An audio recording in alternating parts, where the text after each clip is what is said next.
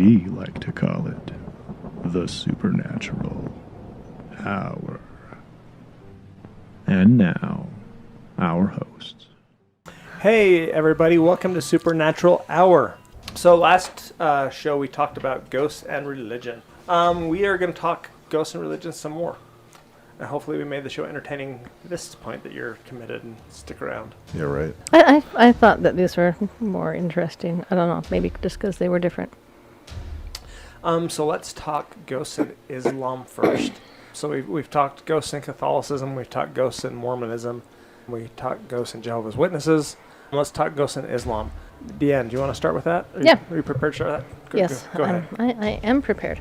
Islam I thought was interesting because before I started doing research on it, I thought, I don't know much about Islam.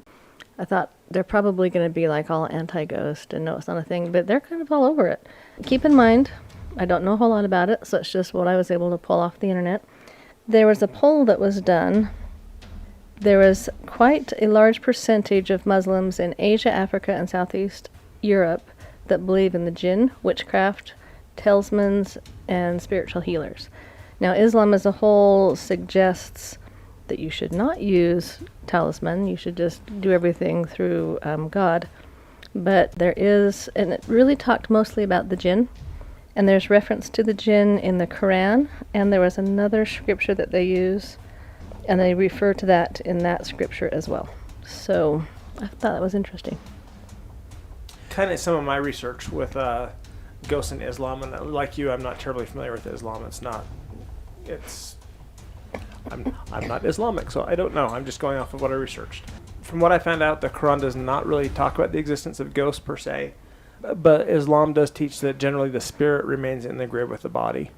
Islamic religion teaches that there are spirits that were created, both good and evil, kind of before humanity, to worship God or Allah.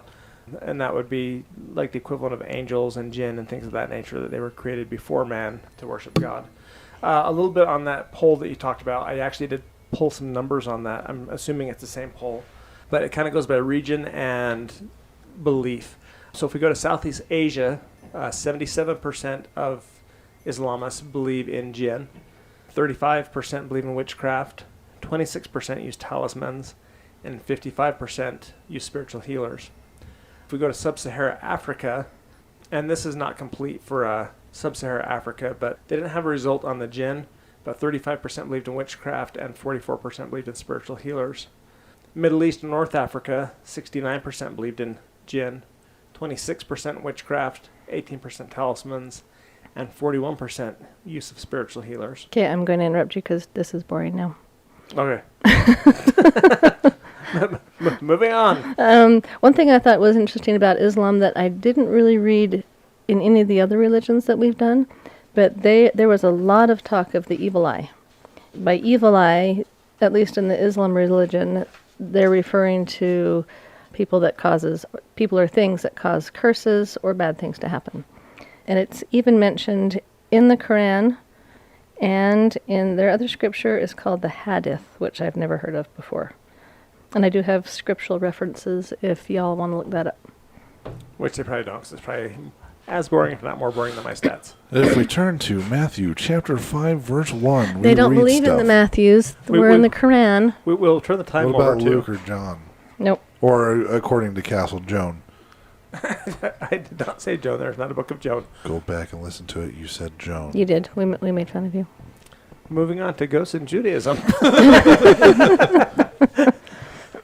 I also don't believe in Joan. Joan of Arc. So, ghosts and Judaism. Kind of doing a little bit of research on ghosts and Judaism. I made a couple little bullet points here. Ghosts exist, but they should not be consulted, is kind of the general overview of Judaism. And they're called Dybbuk, if I'm pronouncing that right, which I'm probably not. Dybbuk. Like the Dybbuk box. Like the Dybbuk box in the Hand me that Dybbuk. I'm reading that Dybbuk. You need a nap. Yes, I probably do. Dybbuk actually means to cling or cleave, and they believe that these spirits can attach or possess a person. So Dybbuk is kind of like a Klingon. So if you have an attachment, you'd have like a Klingon. Not like Star Trek Klingon. They have funny foreheads. So the books are considered spirits that can cling on to people. They will do battle with you with their bat lifts. Beam me up. You have no honor. So it's believed these ghosts can attach or possess a person, and they do this to either live vicariously through a person or to control the person. But Judaism also believes that spirits can attach to become spirit guides. So Judaism does believe in spirit guides, and that these attachments or Klingons are not necessarily bad. Technically, Annie would be a Klingon. I think it's funny that you guys are just now Just researching like Michael this. Dorn. I've never really cared to research Judaism because it doesn't really No, apply. just like other religions in general when it comes to paranormal. Where we're in Utah, Excuse me. we're pretty much dealing with LDS and Christian. We haven't really dealt with a whole lot of. I don't know that we've ever had any Jew customers. Jewish, thank you. That's in the what I'm looking for. residentials that I've done, it's been mostly LDS, inactive LDS, or Catholic. I don't know that I've I ever say- dealt with. But again, Books are hard. familiar with those religions that we actually deal with, and that would be just general Christianity, Catholicism, LDS. Here, I'll save you. So I found it interesting is in the Jewish religion, they were kind of split a little bit, as in there wasn't just one thought. There's a couple different little venues. Some of them believe that ghosts are just spirits, while there's another sect of the Jewish religion that says that they can be resurrected with bodies. There are some that think evil spirits are actual evil spirits or type 3s, and there are some that think evil spirits is just another way of saying mental illness. I just found it interesting that there was a little split. So what I did was, in the Jewish religion, they believe in the Old Testament, not the New Testament. And in the Old Testament, there are reference to demons, goat demons, and devils. And if you are a King James version of the Bible, they've renamed goat demons to devils. Just little trivia there. It kind of mentioned that they talk about like ghost possessions, like ghosts can possess bodies.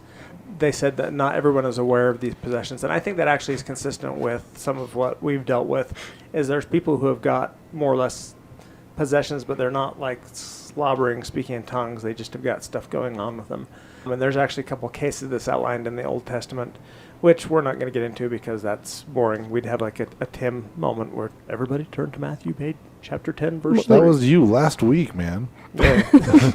I don't know what you're talking about. Okay, well, let's move on to All right. Buddhists. I found this one the most interesting. Actually, I'm not done with Judaism yet. I am. I'm not. Okay. They do. We should talk about Japanese spirits. They do mention that there are ghosts that seek to possess people, have unfinished business, and they generally seek out like-minded people, which is kind of similar with what we've experienced with people who are struggling with spirit issues. They usually find somebody who's struggling with issues. All right, moving on. Go ahead, Jan. Okay, so I thought that the Buddhist one was probably the most colorful of all the ones that we did so far. If you are a Buddhist, you believe, from my research, I could be wrong, but from what I read, that ghosts live below the surface 5 leagues, but they can wander with us, and monks and nuns that have supernatural powers can see them. Now, these ghosts in the Buddhist religion are starving, literally starving, and they are depicted as baleful creatures with huge distended bellies and emancipated limbs, and they're suffering from hunger and thirst constantly. And they're always seeking to eat, and when they find food, they'll go to eat, and they'll go to drink out of a river, and the river will turn to pus and blood. And if they eat food, it will. I know, delicious. I hope you weren't eating. Sorry. Or food will turn into knives in their throat, and they literally can't eat. I don't know that we're exactly a dinner time podcast. Well, Breakfast, lunch. Breakfast. I think we're on the way to work podcast. How's that toast tasting after the talk of pussy rivers of blood? people eat in their cars. That's unsafe. I didn't say it was safe. I just said people do it. Yeah, put down the Egg McMuffin. It's not safe. For multiple reasons. You're not sure if that's actually egg or not. Or sausage. I honestly thought Buddhism, as far as their beliefs in ghosts, was kind of interesting. They also have a belief that some ghosts remain earthbound due to guilt, fear, or shame, which is common with, I think, what most people believe. And they believe that some people stay earthbound out of concern for loved ones or because they don't understand their own deaths. And basically, Buddhism teaches that with ghosts, you can help them by teaching them about Buddha and helping them find essentially the light. One thing I found interesting too is, Buddhists believe in reincarnation, and that they don't believe that a ghost is just the spirit of someone who's passed on, but you can be reborn as a ghost as a result of actions motivated by greed in your life. So if you're greedy, you are going to be reborn as a ghost who drinks pus. So just, there you go. Stop being greedy. All right, let's talk ghosts in Hinduism. Hinduism and ghosts is kind of interesting because Buddhism... Yeah, you didn't tell me Hindu, so I didn't study that. Oh, fantastic. I did. You said born again. So we are going to talk ghosts in Hinduism. The Hindus teach that we have two bodies, and we've got our gross body and our ethereal body. And so the bodies that we can see right now are our gross bodies, and some of our bodies are grosser than other bodies, especially if you eat too many Egg McMuffins. Don't you point at me, Peaches. It's not okay. It's going to hurt my feelings if I had any. Basically, Hindus teach that our ethereal bodies exist with our physical body, but when we die, if we die before our time, our ethereal body continues to live until our accounted time. So if Deanna's supposed to live till 80, or yesterday, Excuse me. but she got hit by a car and had 20 more years before she turned 80, or 30 more years before she turned 80, she would continue to live out that time as a spirit. Those spirits tend to suffer because they have all their, kind of like Buddhism, they want to eat, drink, and do all the things that people do, but they can't, and so they are kind of in a state of suffering. And Hindus kind of prefer cremation because they believe that these spirits can try and re-inhabit their bodies or inhabit the bodies of others. Hindus also teach that there are other spirit types that exist in the ether, which is kind of like where spirits live, which would be kind of your angels and demons kind of thing. They're just kind of spirits that are there that can affect the world that are not human spirits, if that makes sense. Tim, you have anything you want to throw in on this? Profound words from Tim, ladies and gentlemen. Well, I haven't done any research on it. I know that there was a part of Hindu at one point where they started actually studying or practicing, I believe it's the Hare Krishna or whatever it's called. And the reason why I kind of looked into this is because of my new spirit guide that I got with my Mookaite skull. Is that one of the things that they teach or believe in that religion is that it doesn't matter who you're praying to, whether it be Allah or Buddha or God or whoever. They believe that everyone, and it's kind of like what we believe, everyone's just praying to the same God or the same higher power or higher entity or whatever you want to call it. So that's the one thing I learned about Hindu. I know it doesn't really have to do with spirits, but it's kind of interesting what different religions believe just overall. And kind of back to Brandy's comment, that we hadn't studied this stuff before. I think a lot of us are familiar with other religions and kind of how they work and what they believe, but getting into the nitty-gritty of what their beliefs are specifically with the paranormal is not really something that anyone I think one that would be commonly does into a fascinating whole would lot, be like except for Brandy. Japanese. Except for me. And Jimmy Lynn Darling. And Jimmy Lynn Darling. What I found interesting is we have now done 7 or 8 religions. Are we doing born again today? Yes, Okay. and that was pretty quick. I think we can cover that one pretty fast. Yeah, but one thing that I found common in all of them, there's little differences here and there, but every single religion that I have researched says no on the seances and no on seeking them out, as far as what we would deem as sorcery or witchcraft, or seances or Ouija boards. Every single religion has said, no, don't do that. Well, and there's kind of a common theme with the whole, spirits can't, or kind of in a state of suffering because they can't enjoy the things of the flesh. They're here for kind of all the same reasons, to either sate desires or to be with loved ones or unfinished business. That all seems to be kind of a common theme between everything. I like the ones that are here for revenge. And revenge. Revenge. Yeah! With a knife, butter knife. So let's talk about Christianity. And I don't know if I want to specify born again specifically, because Christianity said, Protestantism may be the better term because there are so many different branches. And I think we're going to kind of paint this with a broad brush because there are so many different beliefs and so many different sects. That's sex, S-E-C-T-S, not S-E-X, that it's kind of hard to say this is what Christianity believes, but we'll try our best to kind of cover a little bit of everything. So, Diane. Well, Take it I away. specifically did Born Again because that's what she said. As far as as what I researched in the Born Again section of Christianity, ghosts aren't really their focus.